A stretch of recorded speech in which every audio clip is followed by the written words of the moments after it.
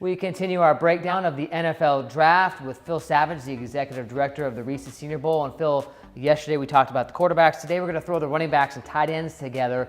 And really, the first running back didn't go to the second round, so our first running back out of the Reese Senior Bowl went in the third round. It was Charles Sims out of West Virginia. Yeah, second year in a row, no first round running backs taken. And for the first time in history, no running backs taken in the top 50 picks. So Charles Sims goes third round, the Tampa Bay Buccaneers. Very versatile player, can run, can catch, has acceleration out of the backfield, was productive at the University of Houston before he transferred for his senior year, his final season at West Virginia, and showed up here in Mobile in a big way. Now the highest selection from the tight end standpoint was C.J. Fedorowicz, third round pick of the Houston Texans. He's the ideal type of candidate for the Bill O'Brien offense in Houston.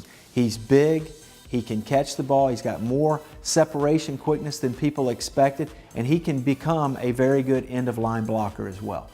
We'd like to talk about the Reese Senior Bowl bump. That means a player who comes here maybe isn't rated as high and leaves Mobile much higher up on folks' draft boards. Who's our bump players for running back and tight end? I'll tell you, the bump player, maybe for the entire game, was Jerick McKinnon from Georgia Southern, an option quarterback, part-time running back with the Eagles.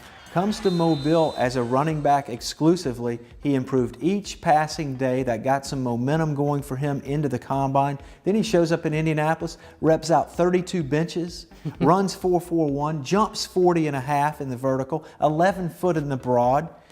I mean, this is a young man that ends up being in the top 100 selections, goes to the Minnesota Vikings. And then another player that bumped from the tight end standpoint was Crockett Gilmore, Colorado State. He shows up as a late invite, gets here on Tuesday night. All he did was catch passes the remaining portion of the week, caught a touchdown in the game itself, and finds himself being selected in the third round by the Baltimore Ravens. So he provides some help to Dennis Pitta and Owen Daniels for this Ravens offense that will be facing a lot of pressure this year to take some of the heat off quarterback Joe Flacco. Well, you talk about immediate help, and you happen to mention the Ravens. The running back who may provide the most help is a guy not many people knew about out of Coastal Carolina. Yeah, and this is a shot. I'm calling my shot right here in the middle of May. LORENZO TALIAFERRO goes in the fourth round out of Coastal Carolina. 6 foot, 230 pounds, excellent in pass protection, so we know that that is a plus. He can run between the tackles, and Gary Kubiak is the new offensive coordinator for Baltimore. Think of the history that he had not only in Houston with Arian Foster, but go back to the Denver days. Olandis Gary, Terrell Davis, all these runners that were taken later in the draft make one cut and get vertical, north and south. That's what TALIAFERRO can do. And with some of the issues that are still surrounding Ray Rice, Bernard Pierce did not have a very good season last year. I could see a fresh set of legs in LORENZO TALIAFERRO, maybe helping the Ravens as much as any running back in this draft.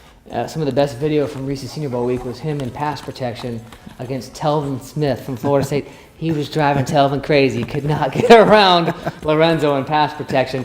Best value pick out of the running backs. I love the selection that the New England Patriots made later in the draft, James White out of Wisconsin. And here's a young man that was a rotational player with the Badgers, so he understands situational football. He rushed for over 4,000 yards for Wisconsin, caught 73 passes. He's a versatile piece that I think can really step in and help New England this year because they like to play multiple running backs. And you have your spotlight choice, a player to keep an eye on.